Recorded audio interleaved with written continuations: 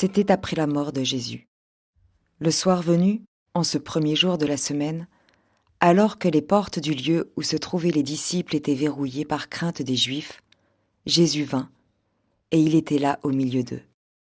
Il leur dit : « La paix soit avec vous. » Après cette parole, il leur montra ses mains et son côté.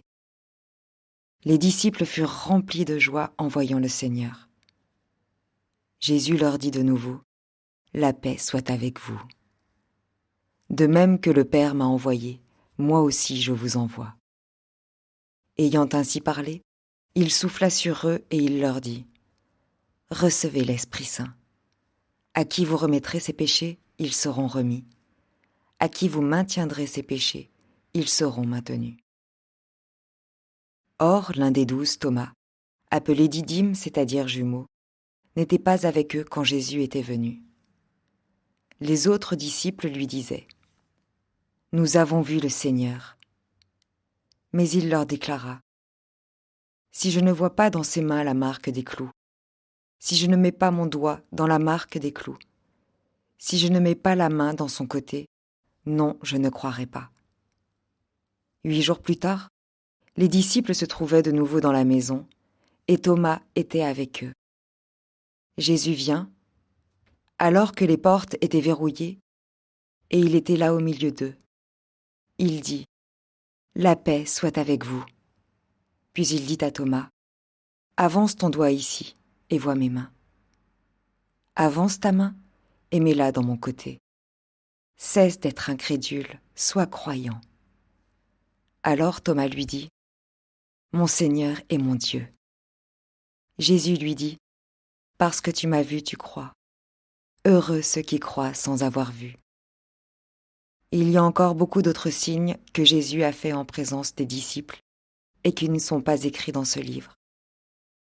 Mais ceux-là ont été écrits pour que vous croyiez que Jésus est le Christ, le Fils de Dieu, et pour qu'en croyant, vous ayez la vie en son nom.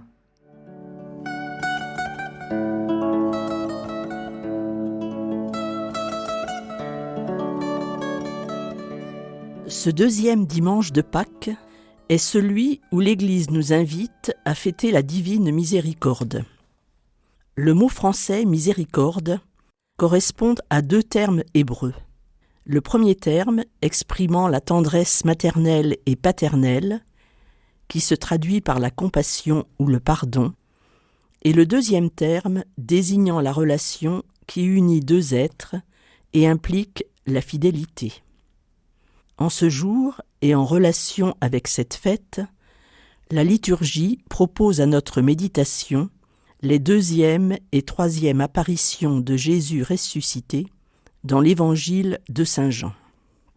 Ce premier jour de la semaine est le soir même du jour de la résurrection, c'est-à-dire un dimanche. Pour les Juifs, le premier jour de la semaine était un jour de travail. C'est le 7e jour, le samedi, le Shabbat, qui est jour de fête, de rassemblement et de prière. Or, Jésus est ressuscité le lendemain du Shabbat, et plusieurs fois, il s'est montré vivant à ses apôtres ce premier jour de la semaine. Ce jour du dimanche a donc un sens particulier pour nous chrétiens. Comme la semaine des Juifs rappelait les 7 jours de la création, cette nouvelle semaine, qui commençait par la résurrection du Christ, a été comprise comme le début de la nouvelle création. Le rassemblement des chrétiens, chaque dimanche, fait donc mémoire de la résurrection du Christ et est un jour de joie et de paix. Ce matin-là, donc, Marie-Madeleine va au tombeau et bouleversée, elle court rejoindre Pierre et Jean pour leur annoncer que la pierre du tombeau a été roulée et que l'on a enlevé le corps du Seigneur. Aussitôt, Pierre et Jean courent vérifier ces dires et trouvent le tombeau vide, avec, à un endroit, les bandelettes posées et à l'autre, le linge roulé. Puis ils rentrent chez eux. Marie-Madeleine, restée en pleurs près du tombeau, voit 2 anges.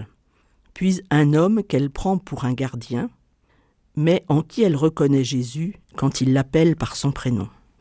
Elle rejoint alors les disciples pour leur transmettre le message que Jésus lui a laissé pour eux.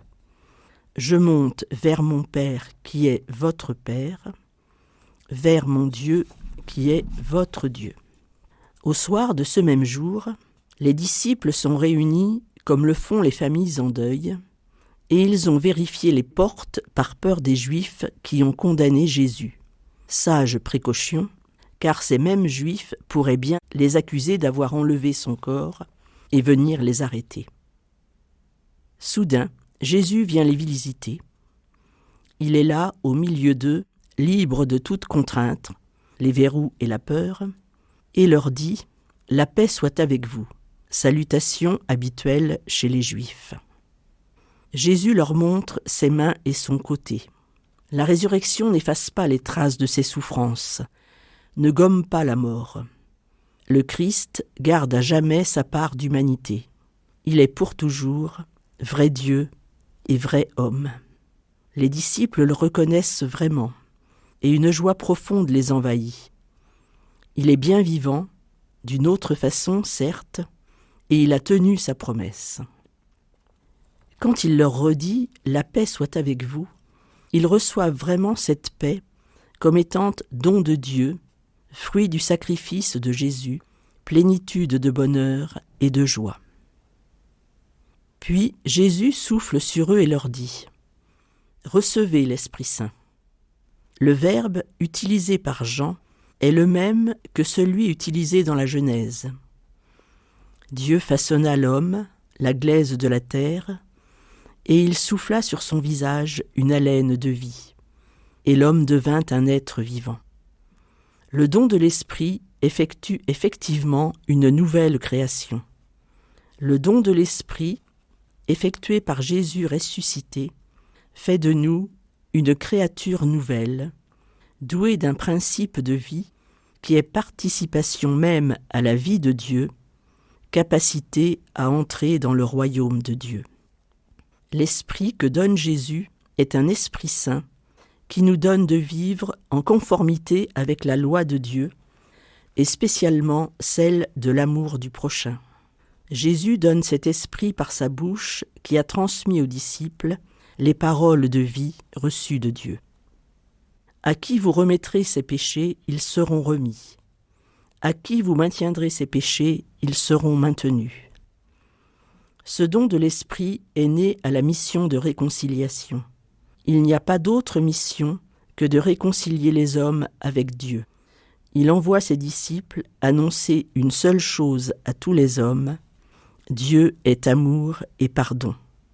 Il est miséricorde. Mais un des disciples, Thomas, était absent au moment de la visite du Christ ressuscité, et à son retour, ils lui apprennent qu'ils ont vu le Seigneur. Mais il leur avoue son incrédulité.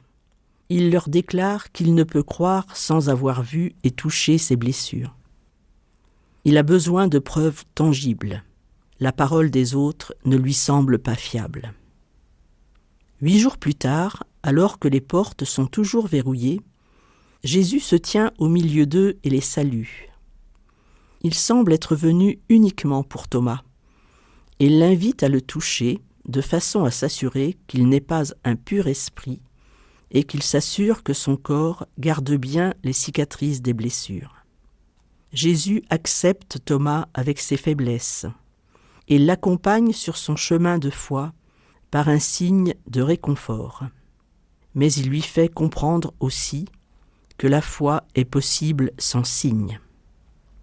Thomas professe sa foi d'une façon unique dans le Nouveau Testament. « Mon Seigneur et mon Dieu ». Thomas reconnaît que Jésus peut revendiquer le titre de Dieu au sens plein.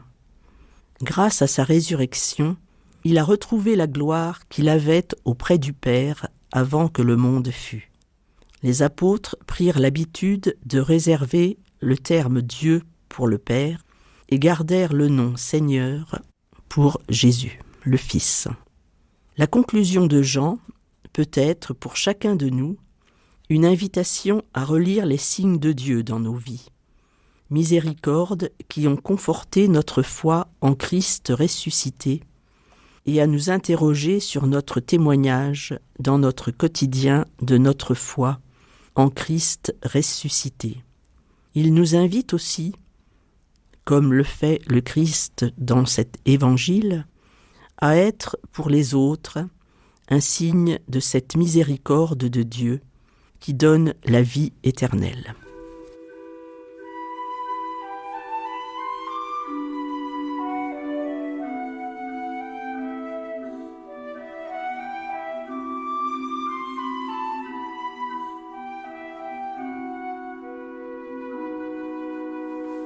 Dieu